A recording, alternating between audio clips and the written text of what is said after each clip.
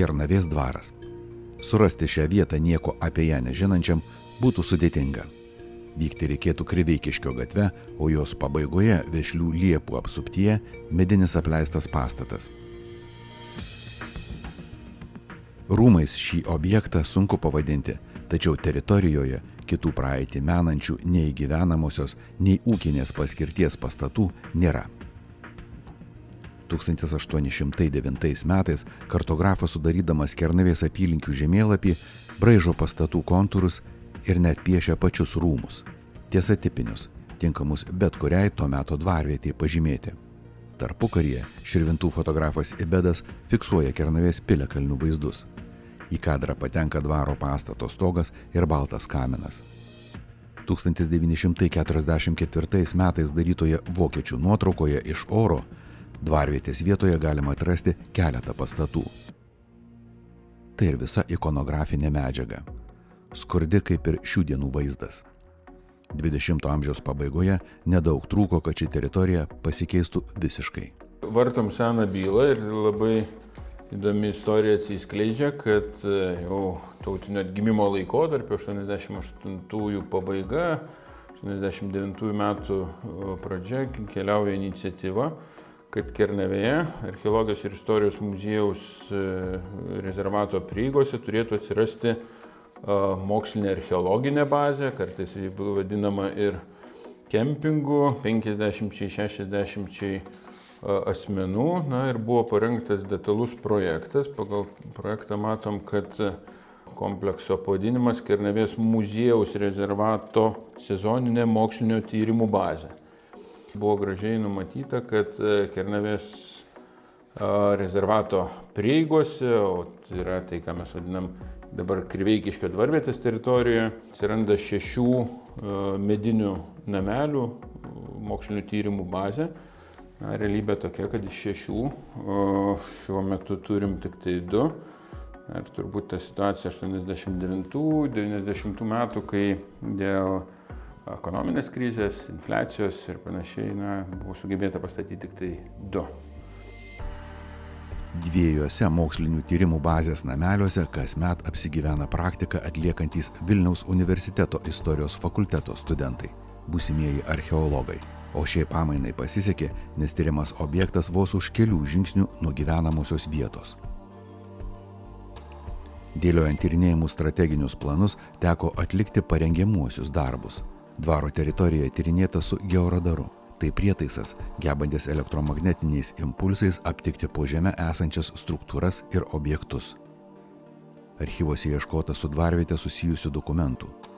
Remiantis surinktą medžiagą, suformuoti archeologinių tyrimų tikslai. Visų pirma, žinodami apie tai, kad šioje vietoje stovėjo pagrindinis dvaro pastatas, buvo tikslas nustatyti, kaip tas pastatas atrodė, koks jo buvo dydis, kokie tūriai, apimtis, galbūt surinkti duomenų apie išplanavimą, tam tikras interjero detalės. Dar mes matėme rūsį, rūsio skliautą, tai turėjome atidengti tą rūsį ir pasižiūrėti taip pat, kokiu laikotarpiu galėjo būti pastatytas, kaip atrodė, koks dydis, ar tai vienas rūsys, ar daugiau. Pagrindinis tikslas galbūt atidengti tuos pamatus, kurie ir šiek tiek matosi, ant kurių dabar stovi pastatas, ir nustatyti, kokiu laikotarpiu galėjo šioje vietoje atsirasti tas dvaras.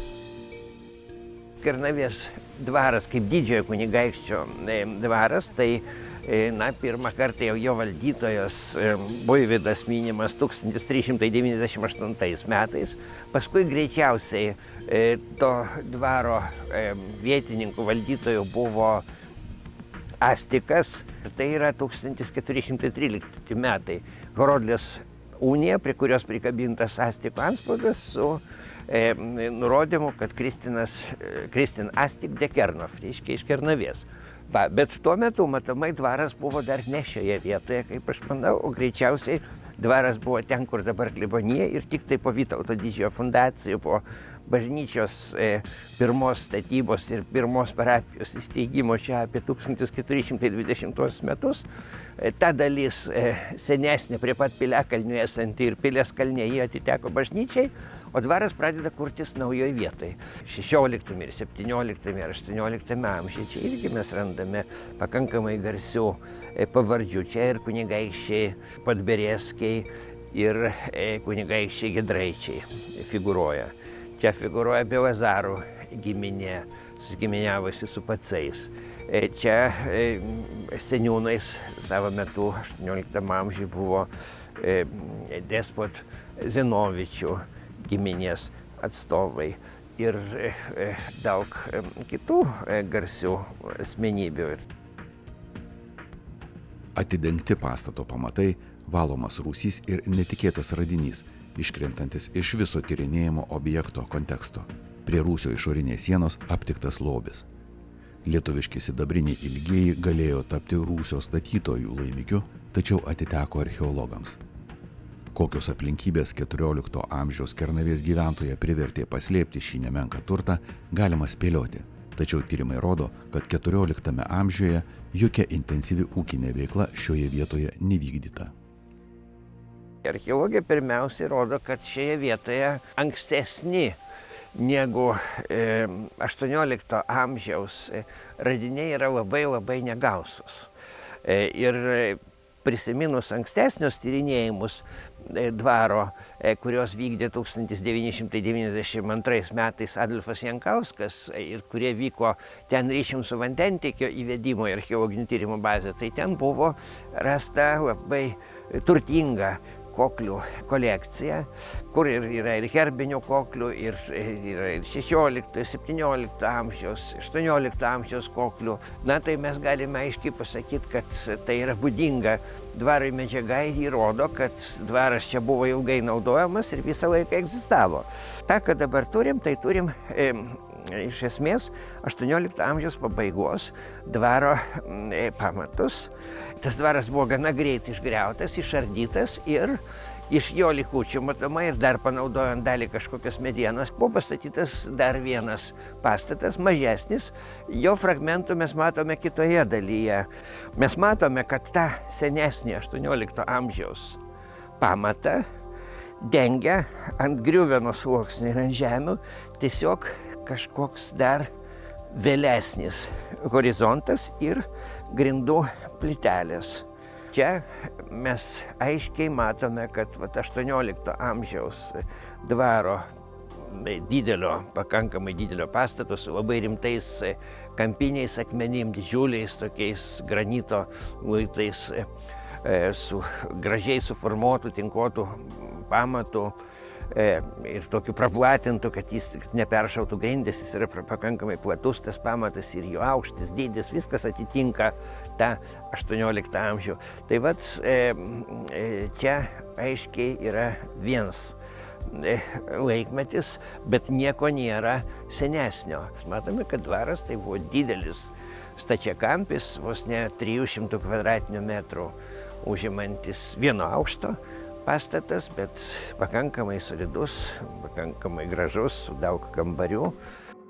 Ryškiausią pėdsaką dvaro rūmuose paliko 20 amžiaus gyventojai. Ką šioje vietoje 18 ar 19 amžiuje matė šeimininkai ir svečiai, galima įsivaizduoti tik perskaičius archyvuose saugomus dvaro inventoriaus dokumentus. 18 amžiaus pabaigos inventoriuje minima naujas pastatas, naujas ponų namas. Tai galbūt ir galėtume šioje vietoje interpretuoti, kad ankstesniais laikais tas pastatas stovėjo kiek kitoj vietoj. Na ir 18 amžiaus pabaigoje, ko gero, buvo perkeltas į šitą vietą. Inventorius taip pat nurodo, kad pastatas naujas, nepilnai įrengtas.